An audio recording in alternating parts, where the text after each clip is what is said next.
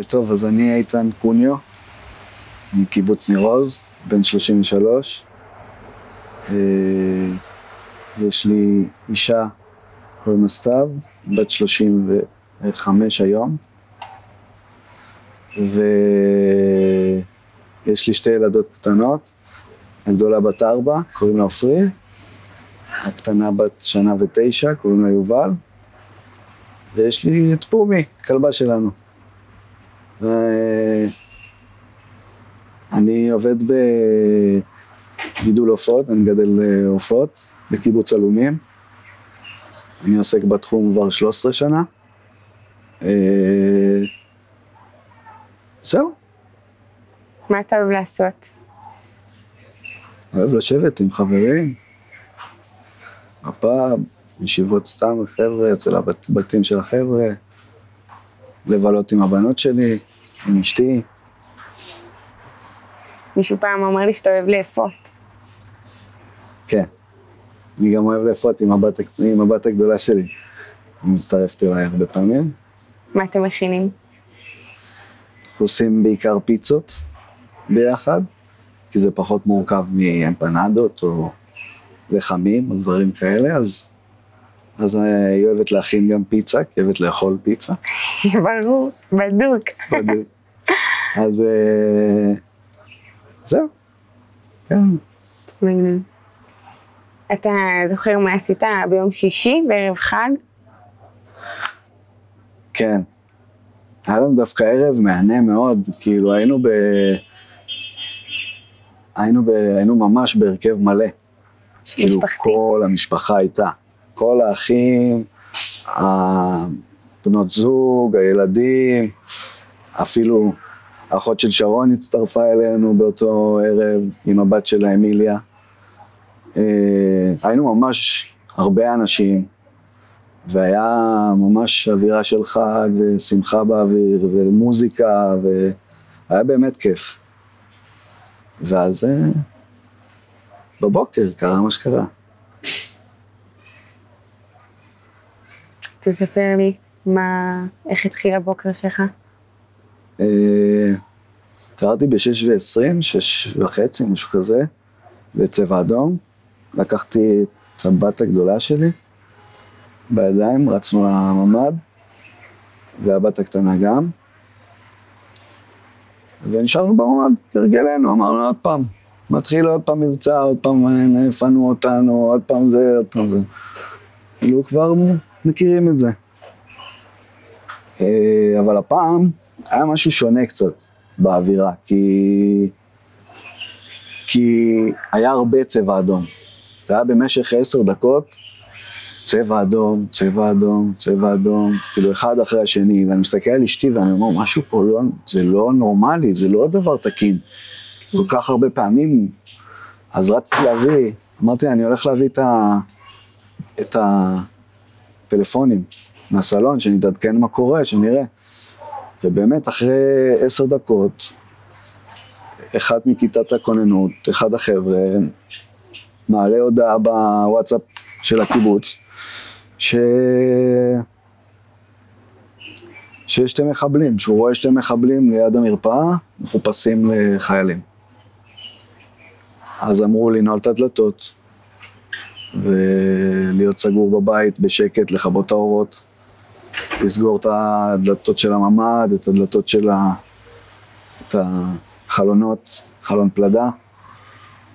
אז באמת, רצתי לדלת, נעלתי אותה פעמיים, רצתי חזרה לממ"ד, סגרתי את הממ"ד עם הנעילת בריח שהייתה לי, סגרתי את החלון גם עם בריח קטן כזה שהיה לי שם, וזהו, וישבנו וחיכינו לראות מה קורה. בינתיים עם אור ומזגן, הכל בסדר. מהר מאוד זה הסלים, כאילו כל האווירה בחוץ גם, פתאום אתה שומע צעקות מבחוץ בערבית, לא הבנתי מה הם אומרים, אבל צועקים וצועקים, ופתאום אתה מרגיש יריות ומקלע כבד ממש על הגב שלנו, מעבר לקיר, כאילו אתה מרגיש את זה ממש, הם יורים מעבר לקיר, והבנות התחילו לבכות קצת ולהילחץ, וכמובן נורמלי. ואנחנו מנסים להרגיע, ואז פתאום מתחילות הודעות בוואטסאפ הקיבוצי, שהם אצלי בבית. ואז עוד הודעה, הם אצלי, והם אצלי, הם אצלי, והם אצלי, אצלי. עד שב9:15, או 9:10, זה היה אצלי. אצלך בבית. כן. והם פרצו את הדלת, אני שומע אותם ממש, שוברים את האימא של הדלת,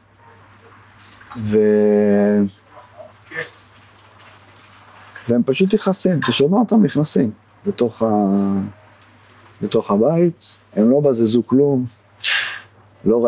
לא שמעתי לפחות שהם בזזו, לא ניסו לירות על הדלת, אני הייתי על הדלת גם אם אני ליד בריח, כי לא יודע, לא שמחתי על זה. אז אני שומע אותו מתקרב, את הבחור, לא מדבר, לא כלום. הוא שומע את הילדה שלי בוכה, כי הילדה שלי הקטנה היא בכתה, היא לא שלטה בזה, ולא יכולנו לשים לה יד ולסתום את הפה. אז היא בכתה, ובכל זאת אני פתאום מריח בנזין מתחת לדלת של הממ"ד, ואני מתרחק מהדלת, אני אומר לאשתי, הם מדליקים לנו את הבית. ואז פתאום אני שומע את הלהבות מהצד השני, הם ברחו החוצה, ואז אני אומר לאשתי, אוקיי, תהיו נמוכות כמה שאפשר. כמובן שהייתה שם היסטריה וכניסת עשן, ואני שמתי סדינים ומה שיכלתי מסביב למשקוף. ניסיתי לעקור אפילו את המזגן, עקרתי את המזגן, ניסיתי לשבור את הצנרת שיוצאת החוצה כדי שיהיה את החור הקטן הזה גם, לא כל כך צלח לי, אבל ניסיתי. ובאיזה שלב לא רציתי לפתוח את החלון, כי ידעתי שהם יכוונו קנים לחלון.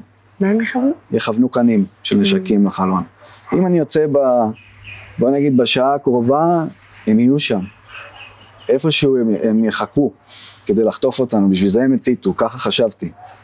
אבל אז כשאני מסתכל על החלון, אני רואה אותו בוער, החלון היה בצבע אדום, אתה לא יכול לגעת בו, אתה לא יכול לפתוח אותו גם, אתה לא יכול לעשות כלום, והדלת של הממ"ד, אני רוצה לפתוח את הבריח, ואני כבר לא יכול, מדובר על אחרי שעתיים שם בפנים בערך, אז הכל חם, מאוד חם מהאש, והתעוות, והתרחב מהכל פלדה, והבריח הזה גם לא רצה להיפתח, אז נלחמתי עם הבריח, גם נשברה לי הידית מבפנים של הממ"ד. אז זה אומר שגם אם אני מצליח לפתוח את הבריח, אני עדיין לא יכול לצאת החוצה, כי הידית שבורה. ואני מנסה בכל כוחי לפתוח איזה חריץ בחלון פלדה, אבל לא הצלחה. ניסיתי עם כל מיני דברים, צעצועים שראיתי של הבנות, מקל של אחד השולחנות שהיו שם ששברתי וניסיתי להשתמש בו כידית כזה. זה לא צלח לי.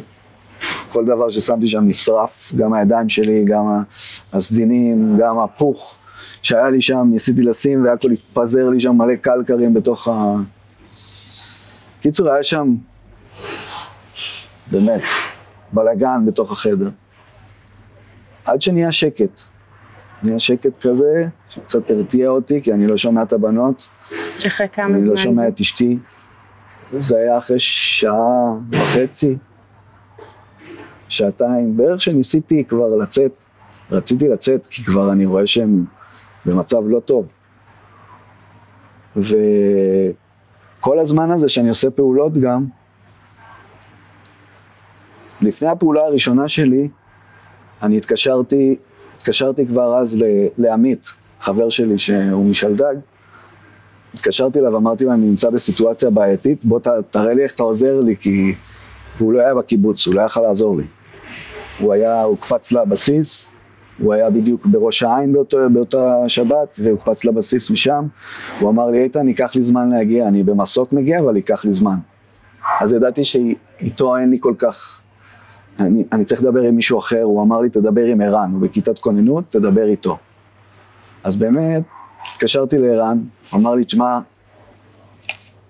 אי אפשר לצאת החוצה. זה כמויות של אנשים, אתה לא יכול לצאת החוצה, אני לא...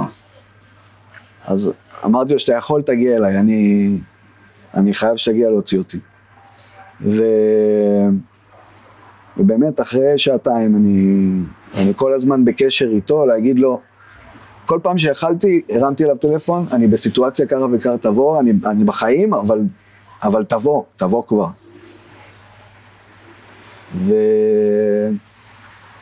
ואחרי שעתיים, כמו שאמרתי, זה שניסיתי הכל כבר לפתוח, והבנתי שאני לא יכול, שרק הוא יכול לעזור לי.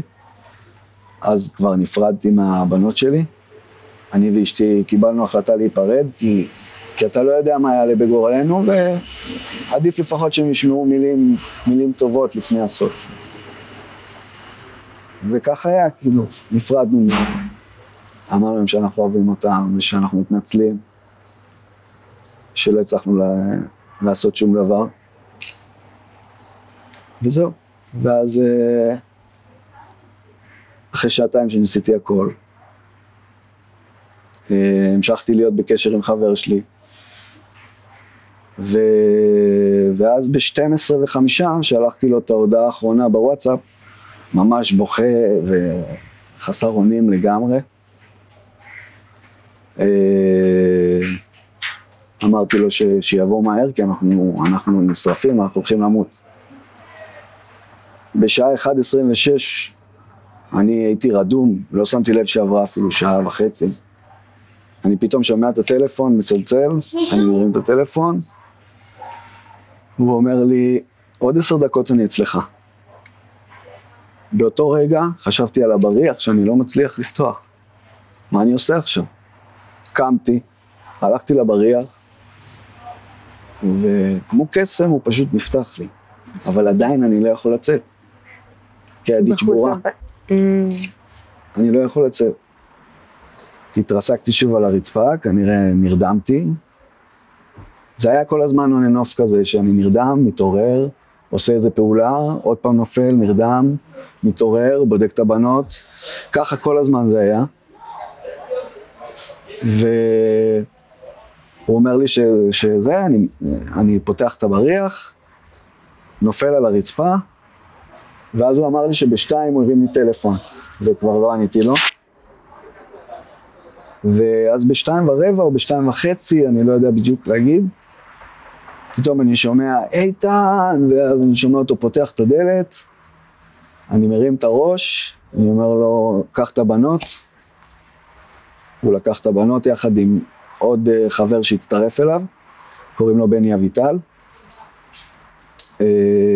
והם הוציאו את הבנות, הוציאו את פומי, הכלבה, שהייתה איתנו שם כל הזמן הזה, ואני יצאתי בכוחות לעצמי, והתרסקתי פשוט על הדשא מול הבית, הם יפתחו אותנו במשך 10 דקות, רבע שעה, אולי קצת יותר. אחד מהם היה בלי נשק אגב, לא יודע מה הנסיבות, אבל הוא היה בלי נשק. ואחרי זה 20 דקות, חצי שעה, הגיע כוח צבאי, שליווה אותנו לחמ"ל של הקיבוץ. אני בדרך רק מקיא ומקיא ומקיא, והוא אומר לי, בוא, תבוא, יורים עלינו, אנחנו פה בשטח עוין, ואנחנו מתקדמים, מגיעים לשם, הגענו לחמ"ל, אנשים הסתכלו עליי כאילו אני איזה, כאילו ממש נס, כנראה הם ידעו מה עברנו, או הם שמעו את ההודעות שלנו, אז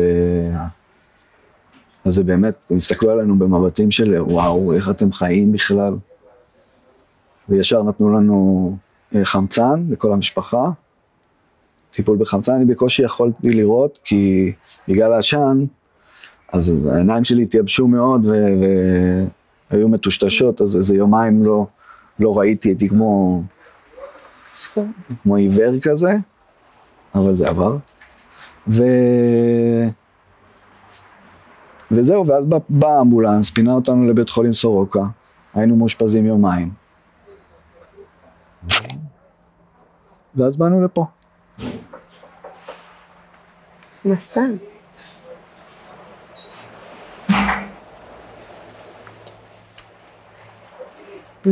איך לכם פה בינתיים?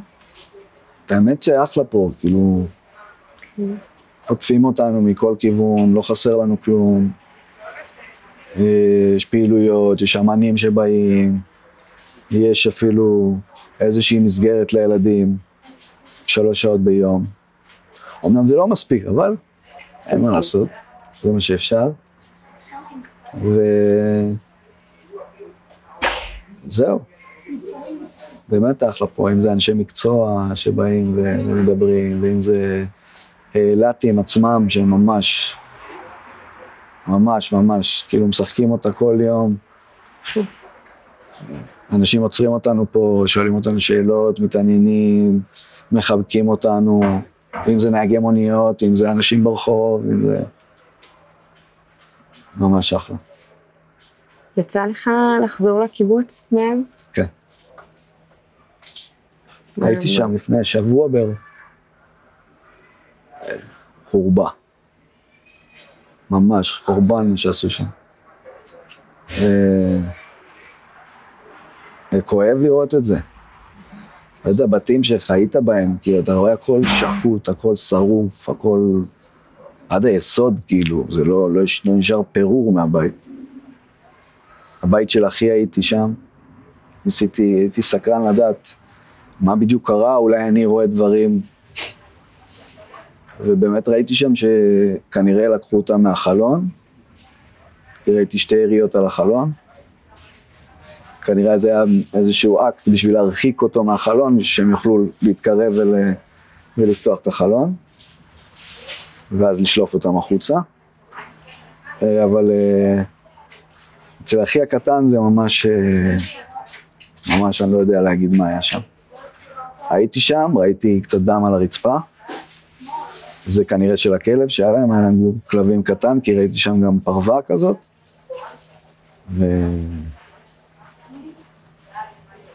זהו, חוויה נוראית אבל להיות שם עוד פעם. זה איזושהי חוויה מטפלת בסופו של דבר, לפי דעתי, מרפאה כזאת. כן. שאתה חוזר לשם עוד פעם. אבל לא כיף לראות את זה. בטוחה. מה אתה עושה בימים האלה כדי שכן יהיה לך איכשהו קצת כיף? בעיקר מנסה להעסיק את עצמי בדברים אחרים ופחות מחשבות, כי כשאתה נשאר לבד או לפני שינה או כשאתה סתם משועמם במשך היום, שזה לא קורה הרבה פה, אבל זה קורה לפעמים, ואז אתה פתאום מגלה ששווה להיות עסוק, כי אז... אבל כשאתה הולך לישון אתה אף פעם לא עסוק. זה הקושי הכי גדול, ללכת לישון. אני מאלחש את זה בכל מיני דרכים, אבל זה לא פשוט עדיין. אתה מצליח לישון? להצליח אני מצליח. כמה שעות? אני לא יודע. לאט. בטוח לא כמו קודם.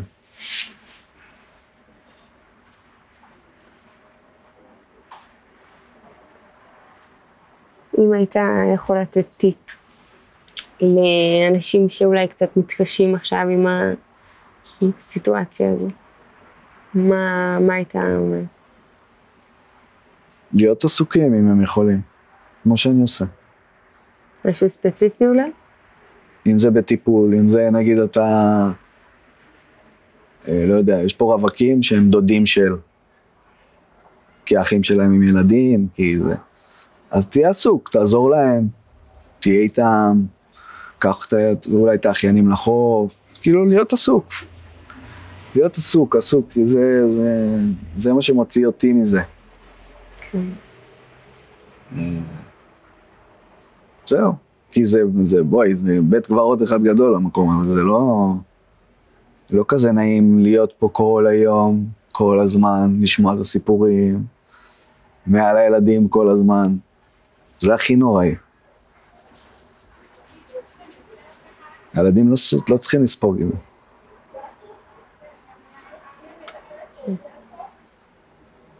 אבל זה קשה, כי אתה בסיטואציה כזאת. אתה גם חווה משהו.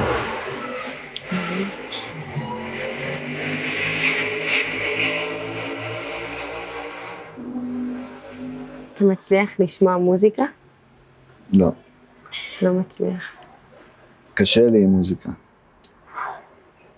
למה? כי שירים שאני אוהב, אני אוהב אברהם טל, חנן בן ארי, ויש להם שירים כאלה, את יודעת, כמו אמן על הילדים שלי, או כל מיני כאלה, שזה שירים שהם נוגעים למשפחה, לדברים כאלה. זה קשה לשמוע את זה, כאילו.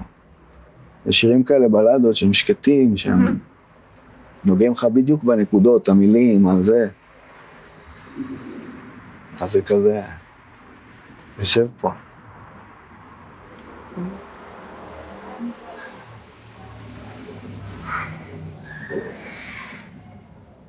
יש משהו נוסף שאולי אתה רוצה להגיד, לשתף?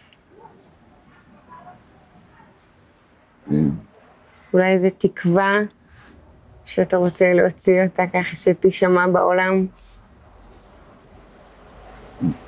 מסר אולי, שהעולם מתעורר.